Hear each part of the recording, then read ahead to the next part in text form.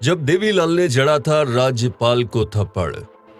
दोस्तों, राजनीति एक ऐसा खेल है जहां सत्ता की मलाई खाने के लिए सभी नेता बेकरार रहते हैं और इसके लिए वो सभी हथकंडे अपनाते हैं, जिनमें से कुछ कांड तो दफन हो जाते हैं तो वहीं कुछ सुर्खियों में आकर किस्से बन जाते हैं। उन्हीं में से एक किस्सा है देश के उप प्रधानमंत्री और हरियाणा के 2 बार मुख्यमंत्री रह चुके चौधरी देवीलाल से जुड़ा। जी हाँ, वही चौधरी देवीलाल जिन्हें भारतीय राजनीति का किंग मेकर कहा जाता है, जिन्होंने अपना वचन निभाने के लिए देश के प्रधानमंत्री तक की कुर्सी को छोड़ दिया था, तो वहीं अपने अक्कड़ स्वभाव के चलते एक बार तो राज्यपाल को उन्होंने थप्पड़ तक जड़ दिया। इस थप्पड़ की गूंज सियासी गलियारे में ऐसी गूंजी कि सुर्खियां बन गई। लेकिन सोचने वाली बात तो ये है कि आखिर चौधरी देवीलाल ने ऐसा क्यों किया और कौन थे वो गवर्नर जिन्हें बड़ी महफिल में ये जुर्म सहना पड़ा। आइए जानते हैं इसके बारे में विस्तार से।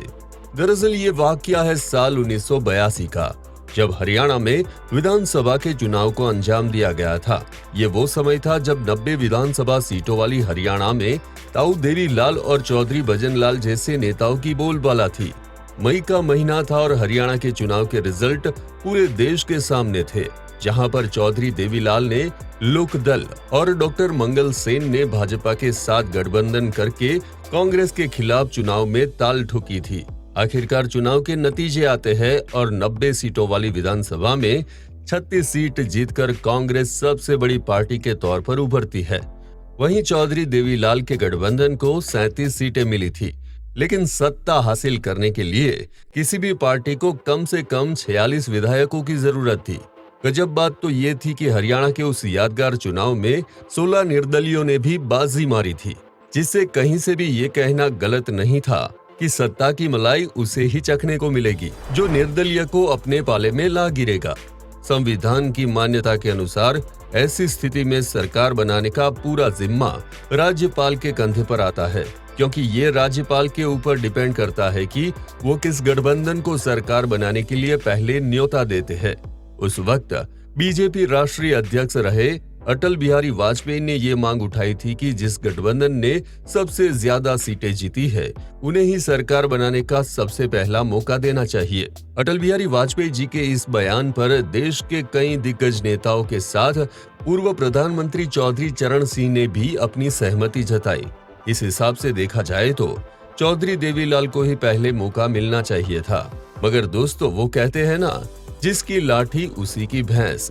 बस कुछ इस लिहाज से उस वक्त केंद्र में कांग्रेस की सरकार थी और इंदिरा गांधी देश की प्रधानमंत्री, जिसके इशारे पर देश के तमाम राज्यों के राज्यपाल नाचा करते थे। कुछ ऐसा ही हाल उस समय हरियाणा के गवर्नर गणपतराव देवजी तापसे का भी था, जिन्होंने ताऊ देवीलाल को 22 मई सन 1982 को सरकार बनाने के लिए बुलाया। ताऊ देवीलाल को उस वक्त लोक दल और भाजपा के गठबंधन के 37 विधायकों के साथ साथ 8 निर्दलीय विधायकों का भी समर्थन हासिल था।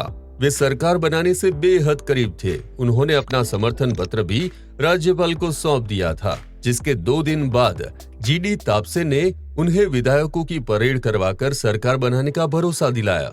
मगर इंदिरा गांधी के हुक्म पर जीडी तापसे ने बिना 2 दिन का इंतजार किए आनन फानन में बेहद गैर कानूनी तरीके से अगली शाम नई दिल्ली के हरियाणा भवन में चौधरी भजनलाल को मुख्यमंत्री पद की शपथ दिला दी। ये बात धीरे धीरे पूरे देश में फैल गई और संविधान के साथ हुए इस अन्याय के विरुद्ध जनता पार्टी के नेता चौधरी चरण सिंह और भाजपा के दिग्गज नेता लाल कृष्ण आडवाणी ने मोर्चा खोल दिया। इसमें उनका साथ सैयद शाहबुद्दीन, हेमती नंदन बहुगुणा, विजयराज सिंधिया जैसे तमाम प्रसिद्ध नेताओं ने न केवल हरियाणा की सरकार के विरोध में दिया, बल्कि राष्ट्रपति से राज्यपाल जीडी तापसे और चौधरी भजनलाल की सरकार को निरस्त करने की भी गुजारिश की। हालांकि केंद्र में कांग्रेस सरकार होने की वजह से किसी के भी कान में जू तक न रेंगी। यहाँ तक कि चौधरी भजनलाल ने भी ये बात मानी थी कि उनके पास केवल 42 विधायकों का ही समर्थन हासिल था, मगर उनके शपथ लेने के बाद निर्दलीय विधायकों ने रातों रात उन्हें अपना समर्थन दे दिया था। ऐसे में दोस्तों ये कहना कहीं से गलत नहीं होगा कि अगर चौधरी देवीलाल को भी पहले शपथ दिला दी जाती तो उनके पास भी अनगिनत निर्दलीय विधायकों का ठिकाना होता। बस फिर क्या था, इस घटना के तुरंत बाद ही अकड़ स्वभाव के चौधरी देवीलाल ने अपने सैकड़ों समर्थकों के साथ राजभवन पहुंचे। उनके और राज्यपाल के बीच विवाद होने लगा और ये विवाद इतना बढ़ गया कि ताऊ देवीलाल ने राज्यपाल की ठुड्डी पकड़ ली और गुस्से में जीडी तापसे को जोर का थप्पड़ जड़ दिया। ताऊ देवीलाल का ये थप्पड़ इतना गूंजा कि न केवल राजभवन बल्कि दिल्ली का प्रधानमंत्री आवास भी सन्न रह गया। देखते देखते देवीलाल के सभी समर्थक उग्र होने लगे और हालात को और खराब होते देख राज्यपाल के गार्ड ने उन्हें सुरक्षित राजभवन से बाहर निकाला और तब कहीं जाकर तापसे की जान पर जान आई। बताया जाता है कि इस घटना को पूरे देश में प्रदर्शित किया गया। हर न्यूज चैनल और अखबारों की फ्रंट लाइन में सिर्फ और सिर्फ देवीलाल के इस किस्से के चर्चे थे। मगर ये ताऊ देवीलाल का खौफ ही था, जो इतनी बड़ी घटना होने के बावजूद भी उन पर कोई कार्यवाही नहीं की गई। अब आप ही सोचकर देखिए, ताऊ देवीलाल का व्यक्तित्व उस दौर में कितना बड़ा होगा। बात ताऊ देवीलाल की हो रही है तो आपको बता दें कि अपने अकड़ स्वभाव के अलावा देवीलाल अपने वचन के भी काफी पक्के थे। जी हाँ, ये भारतीय इतिहास के वे नेता थे जिन्होंने अपने वचन को पूरा करने के लिए प्रधानमंत्री पद तक की कुर्सी को ठुकरा दिया था। बताया जाता है कि देवीलाल को सन 1989 के आसपास संसदीय दल का नेता बनाया गया। वो प्रधानमंत्री की कुर्सी के बेहद करीब थे, मगर तभी ताऊ देवीलाल उठकर खड़े हुए और उन्होंने सभी को धन्यवाद देते हुए बोला, मैं सबसे बुजुर्ग हूँ, मुझे सब ताऊ बुलाते हैं, आप सभी मुझे ताऊ बने रहने दीजिए और मैं अपनी ये जगह विश्वनाथ प्रताप सिंह को सौंपता हूँ। इसके बाद बीपी सिंह को देश का अगला प्रधानमंत्री चुना गया। हालांकि ताऊ देवीलाल इस दौरान देश के उप प्रधानमंत्री पद पर रहे। इसके अलावा दोस्तों, ताऊ देवीलाल को आज भी ऐसे राजनेताओं के तौर पर याद किया जाता है जो कुर्सी से ज्यादा अपने सिद्धांतों को महत्व देते थे। और उन्हीं में से एक कहानी है बुढ़ापे के पेंशन से जुड़ी हुई।